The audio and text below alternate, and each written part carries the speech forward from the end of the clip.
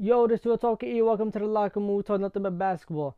Now, I know y'all watched the games from yesterday and the night before that. The Lakers versus Nuggets, the Celtics versus the Heat. And let's go ahead and start talking about the Celtics versus Heat because this is the series that I thought was actually the finals, but I guess not because they're down 0-3.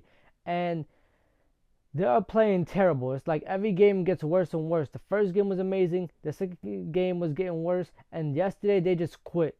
The Celtics quit the game after the first quarter. First quarter they come out, they're fighting, they're battling. They look like they might have a chance, even though they're down. Second quarter, they kind of compete for like 3-4 minutes. And after that, they just quit. And we come to the third quarter, and they're not even playing ball. They're turning over the basketball. They already accepted their loss as if like there's not 24 or at that point like 16 minutes left in the game. I mean, it was terrible.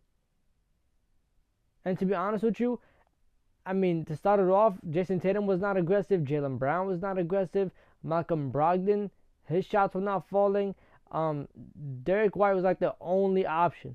And then you had Marcus Smart picking up Texan. He was having a bad game. He was trying to draw up bad fouls when he did not need to. And then as the entire Celtics team, they come on the first quarter, and instead of focusing on the things that they could control and not turn the ball over and making sure to get good quality shots, they sit there and complain to the ref for every single detail of the game. Every possession, every foul, every call, every out of bounds, literally everything. Like if I was the refs, I would have teed them up early. I don't even know why the refs let them last that long without giving them a technical. They would sit here complaining to the refs over everything. They're so focused on the refs and free throws that they forgot they actually need to show up and play basketball. Like, you actually need to come out here, play ball, get the ball into the basket, get to the paint, be aggressive, play defense, something that the Celtics were good at the entire regular season. But for some reason, when it came down to this series, they're terrible. And I knew the Celtics weren't going to be great and we're not going to make it back to the finals after the Hawks series. They should not have lost 2 games to the Hawks.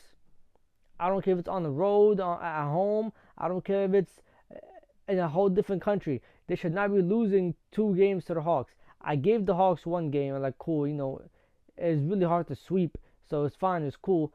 But 2 games, that's why there's a problem with the Celtics.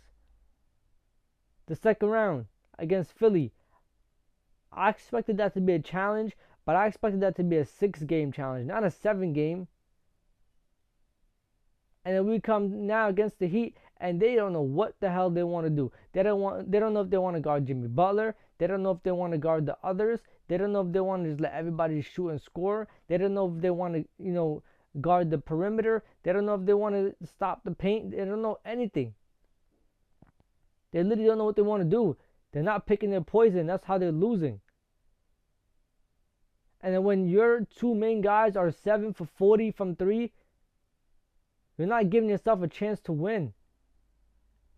And obviously, you look at game 1 and game 2 and the late turnovers by Jayson Tatum, and that hurts his legacy, and that hurts the team even more. Your chances to make it to the next round, your chances to win a game, it hurts that.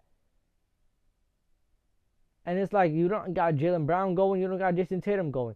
Usually you got at least one of them going, the other one shows up in the fourth quarter. No, bro. Literally not a single one of them is going. Not from 3, not in the paint, not at the free throw line. I mean, they're not getting anything going. Jaylen Brown is struggling right now. And I don't even know why you keep shooting threes when you know that you're having a terrible series from 3. Get in the paint. Get some touches.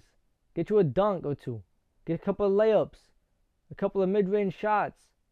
And then your 3's going to start falling after that. Now start taking them. Don't just take one layup and now you can start shooting 3s. No, bro, it's not how it works. I get it if you've been hot for the last 10 games. I get it if you've been scoring the same way that we know you're supposed to score for the last 10 games. But for the last 2 games, you've been terrible. And now 3. Terrible. From shooting. beyond the arc. Tatum, terrible. And you're never going to win if your main guys have 12 points and 14 points. I don't care if they had double doubles and triple doubles. It's just not going to happen. Not on this team. Jaylen Brown, Jayson Tatum cannot combine for 26 points. They need to each have 26 points for the Celtics to have a chance to win. And the others need to show up as well. It's like nobody showed up yesterday. Not a single person. And don't get me started on Al Horford. He's been playing terrible this series. Yesterday was like a little bit better, but the first two games, terrible. He was unplayable. He couldn't guard Bam Adebayo, couldn't guard a single soul, and he couldn't score. Could not shoot, could not, for some reason he forgot how to get to the basket, he forgot how to dunk. He literally couldn't do anything. He was unplayable. And the Celtics need a better defensive scheme. You have to, it's the playoffs, bro. Like, you pick something that you're willing to give up. And actually stop everything else. They're giving up everything. Jimmy Butler, he can make whatever pass he wants. He could score whenever he wants. He could set whatever screen. He could call out whatever play. Everybody else on the Heat, they could score. They could shoot. They can, get to the basket. They can play defense. They can literally do whatever they want, bro. I mean, yesterday, they had Duncan Robinson playmaking. Duncan Robinson was sitting here getting to the paint, kicking the ball out for three. He threw a pass up for Bam Adebayo, which led into a phenomenal dunk. And then he started shooting, making shots now. When Jimmy Butler came back in the game, now they started passing him the ball. And Robinson was hitting threes. I mean, you just look at this Heat team, and Jimmy Butler only has 16 points. But you look at what else he had. I believe it was like 8 rebounds, 6 assists. Might have been the other way around. But, yeah, and then he had like 2 steals. And then you look at everybody else. Bam Adebayo, 13 points. Not his best game either. Gabe Vincent, 29 points. Duncan Robinson, 22 points. Caleb Martin, 18 points. I mean, that's 40 points off the bench from Caleb Martin and Duncan Robinson alone.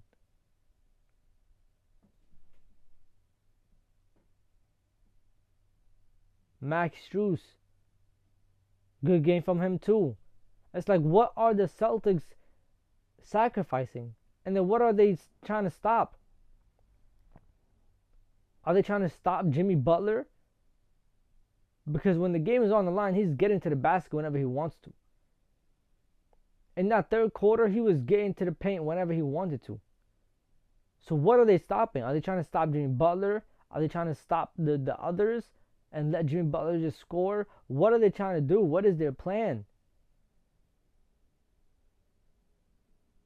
In the playoffs, you know everybody's plays. Each team knows all the other team's plays. And you know every player on that team's tendencies. You know how they like to play. You know who they are. So at that point, you're saying, all right, we're going to sacrifice this. We'll let them have this. But we're going to try to stop everything else. Like, we're going to stop everybody else from scoring. And we're going to stop Jimmy Butler from playmaking. And if he wants to score and drop 60 points, have 0 assists, and try to beat us that way, go ahead. Go ahead. But you have to be committed. You have to actually come out and do that. They're not doing that, and they're playing like they're like not trying to win for real. They don't have that hunger in their heart. They're not ready to go back to the finals. It's like they're not cut like that. I mean, the Heat are just playing with them. I don't even see the Heat like breaking a sweat. I mean, they literally just like trying out things at this point. Jimmy Butler is not even panicking. He's letting everybody do what they want to do, shoot, play make. Literally, like, he's not panicking. You know, when it's time, if Jimmy Butler really thinks it's time to lock in, that's it. He's running every play through him, as he should. But they're so like not in panic mode. They're just letting everybody do what they want to do. I mean, they let Duncan Robinson play make. I was like, this series is over. If Duncan Robinson is getting to the paint and kicking it out for three and throwing up passes to Bam Adebayo for dunks, GG's, bro. GG's. Wrap your bags up, go home. You're going back to Boston by yourself, buddy.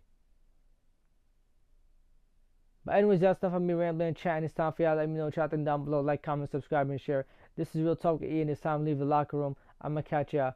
Safety. Irving puts it up. It's good. Kyrie Irving from downtown. The officials have to review it. And the Lakers win the game. Banks it in. He banks in the three. To win it. Good. That's why he's NBA All-Defensive Team. Adebayo, sky high with the block and rejection. This is for the win. Got it. Wow. At 7, working against Butler, got down.